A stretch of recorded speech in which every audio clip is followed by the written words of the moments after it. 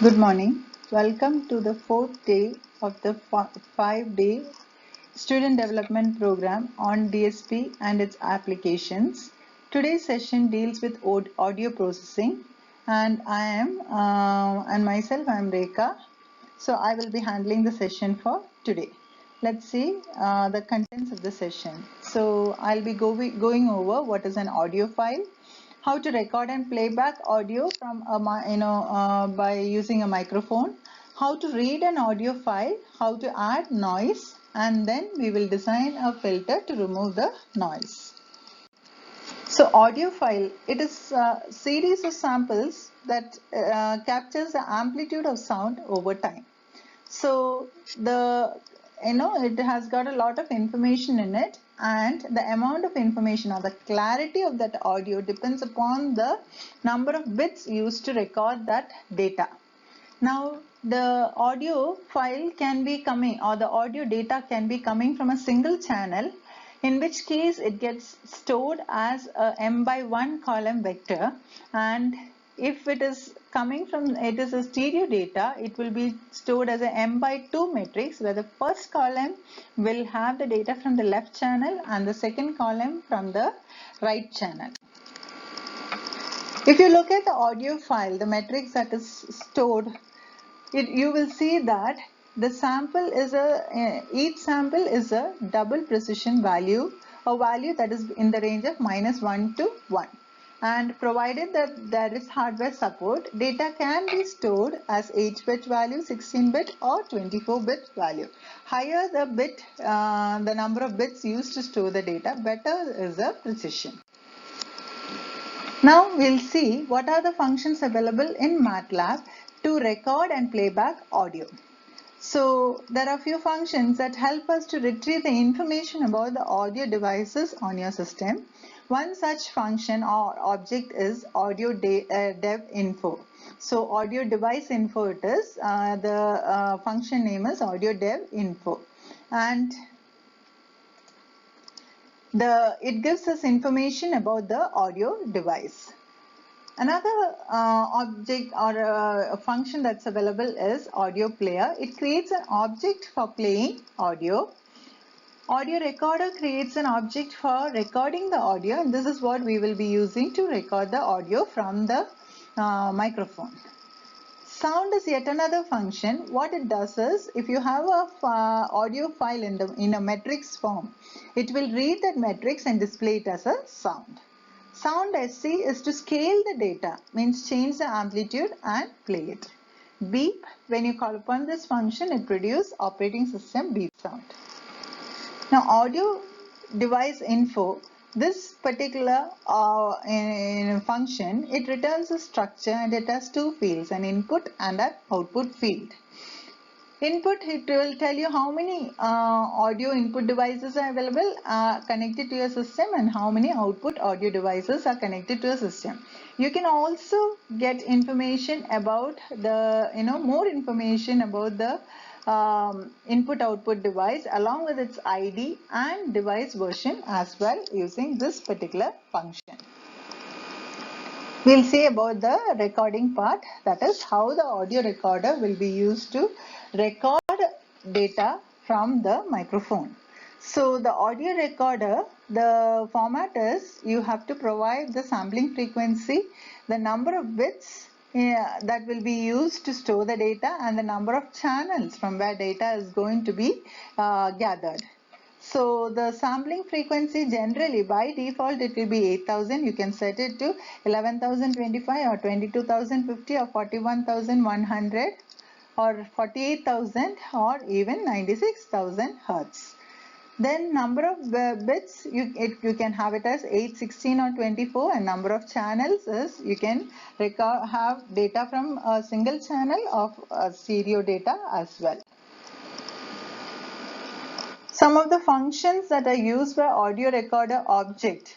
This object can be used. The object that's created from this function, audio recorder, can be used to retrieve some more information, that is, you can use the function get audio data to create an array that stores the recorded signal value. Or get player, you can gather information about the player. You can even check the status, is it recording or not at the moment. Then you can pause the recording, play the recording, or start recording. And again, after pausing, you can resume, or while playing, you can even stop recording using the stop function. So those are some of the functions associated with the object audio recorder.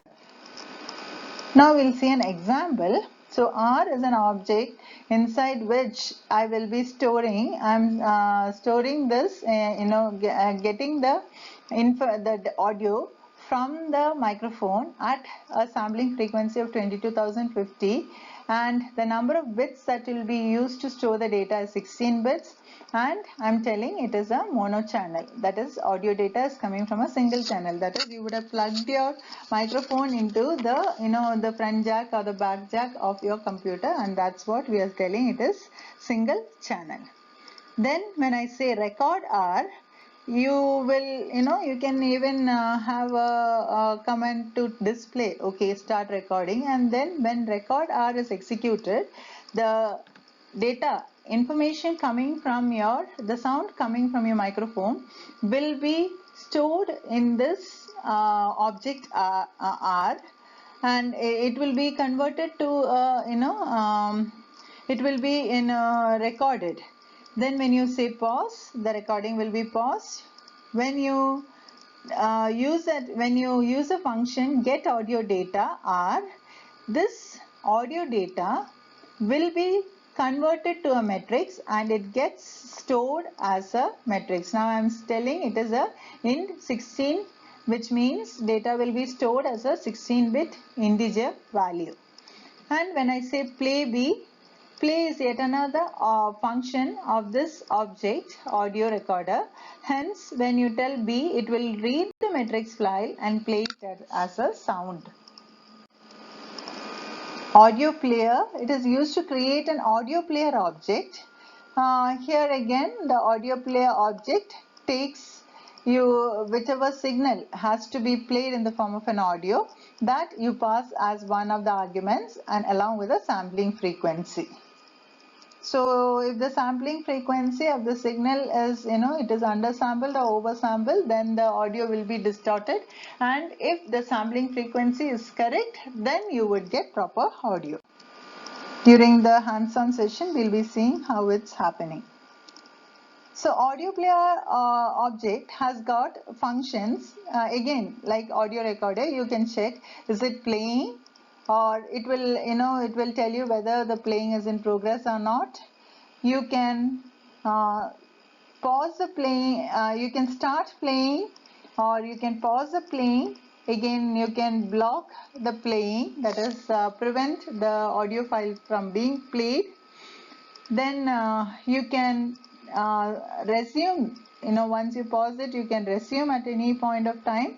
Maybe you can give a time delay and resume it, or you can stop the playback altogether, or also it will tell you when the playing is complete. Now this is an example wherein we are going to read an audio file that is stored as a .mat file. Okay, so when you say load handle, that handle is a handle.mat file, and this when I say, okay, when I can use audio player function to audio player object to create an object P, which takes the value as Y, that is the matrix, that is this file it is in the matrix form. It is a .mat file and it has got information, it has got audio data in matrix form. So that matrix is passed as the argument and the sampling frequency is passed as the argument. Then when I use the function play P, okay, and then what I am telling is get P at a sampling frequency of sample rate times thrice. Okay, so generally according to Nyquist theorem, you can the sampling frequency should be at least greater than 2 times the fundamental frequency. Only then the sampling the audio will be playing properly. Otherwise you will get some distorted noise. Some weird noise will come out. Recording an audio, reading an audio wave file. So the function used to read a .wav file is wave read. Okay, so when you say wave read, inside this, whenever you pass the name of the file, then what happens is you will be able to read that audio file, and then again you can use the audio player to play back the file as well. Now this is about recording audio. So we are using the audio recorder, or we are creating an object, record object. Then we are telling start speaking. Okay. Then we are telling you should record for 5 seconds. So the recording will continue for 5 seconds. Then at the end of 5 seconds it will display end recording. And then we are using the function play to play back the recorded audio. And when I say get data record object, I will be getting the data, the audio data that was recorded in this record object, and I will be storing it as a matrix. So my recording is a matrix. And when I say plot, it will give me a plot. It is a time domain plot, so it will give me a plot showing what is the amplitude versus the time along the x-axis. Then spectrogram, it returns a short Fourier transform of the input, and it is a colored graph. The various colors shows the amplitude of the signal as at various instance of time. Then you can playback playback of the recorded signal at various sampling frequencies can be done. Then you will understand what is the significance of downsampling, that is what is the significance of Nyquist theorem. This we'll be seeing in the afternoon session. So I have recorded it at the frequency of fs.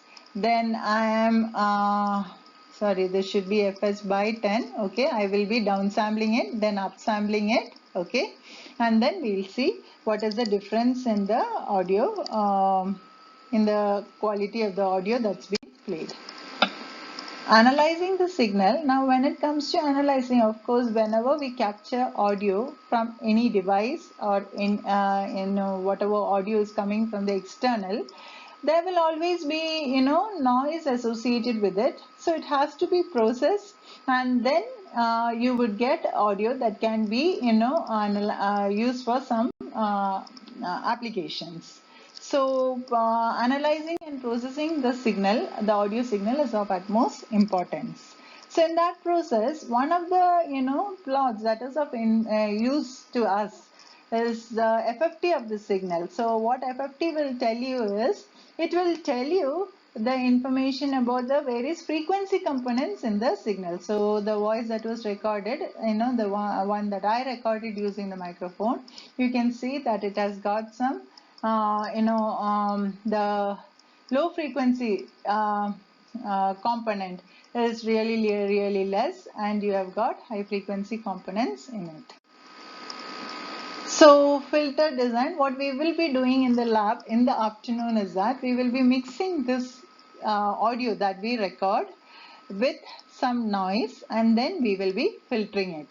So to filter, we will use, you can use any kind of filter. So one such filter is your Butterworth filter. You can use a low pass filter if you are going to remove low frequency noise, a high pass filter if you want to remove high frequency noise, or a stop band filter. Generally Gaussian noise is what we include, and hence we will be using a low frequency filter. Now the frequency values are specified in normalized term, that is a value between 0 and 1. I'll be shortly showing you what is the format in which this function has the parameters have to be passed in the function, and one of the parameter to be passed is the frequency of the that is the frequency value, and it is passed as a normalized term. Okay, so it is a value between 0 and 1. So if your sampling frequency is f, then the value of the frequency that will be passed to the filter will be computed as 1000 divided by f by 2, that is basically 2000 by the sampling frequency is what you will be passing the frequency. So this is a format. So butter n, where n is the order of the filter, and generally, we use the 7th order filter, Butterworth filter, because it is used to filter the random noise from the original noise. So we will be randomly mixing noise. We are not going to use Gaussian noise. You can use Gaussian noise as well. Okay, and then you can tell what kind of a filter you want to use. Is it a low pass, high pass, or band pass filter? And then the filtered, that is this filter gets stored as a, it returns the numerator and denominator coefficients of the filter. So this function butter returns the numerator and denominator coefficients of the filter. Now this is how it will look whenever we do in the lab afternoon. Okay, so when you take a signal, that the sound, whenever you speak into the microphone and you record, you will have a signal that has got very, you can see that earlier case we would have seen, this is the signal, this is the recorded voice from the microphone along with noise added to it. You can see there is a lot of low frequency noise that is coming here. The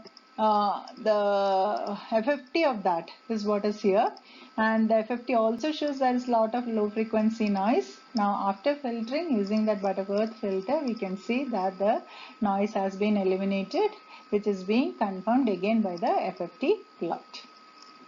So that's what we will be doing for the afternoon. So thank you all of you.